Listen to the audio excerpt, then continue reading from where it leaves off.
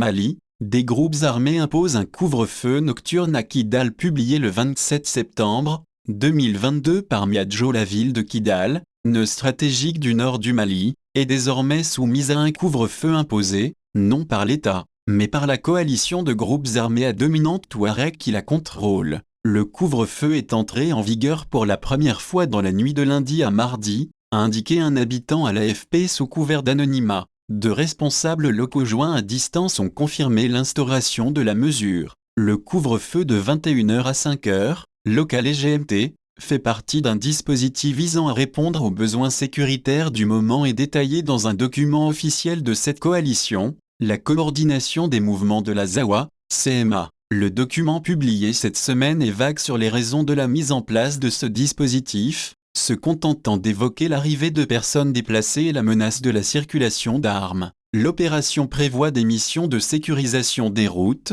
des fouilles systématiques et des perquisitions, souligne le document de la CMA. Kidal occupe une place spéciale dans la géographie, la politique et les consciences sahéliennes. Elle est une étape cruciale entre le Mali et l'Algérie, à plus de 1500 km et de 24 heures de route de la capitale Bamako, à des centaines de km des autres grandes villes du nord, Gao et Tombouctou. Ce n'est pas l'État central qui la gouverne et y fait régner l'ordre, mais la CMA, qui a combattu l'État après le déclenchement d'insurrections indépendantistes et salafistes en 2012 avant de signer un accord de paix en 2015. Les djihadistes continuent, eux, de combattre l'armée malienne et se sont propagés au centre du Mali et au Burkina Faso et au Niger voisin. L'insoumission de Kidal, enjeu majeur de souveraineté, reste un motif d'irritation à Bamako, y compris pour la junte désormais au pouvoir. La région de Kidal est relativement préservée des violences, mais plus au sud, les secteurs de Gao et Menaka sont en proie depuis des mois aux combats entre armées,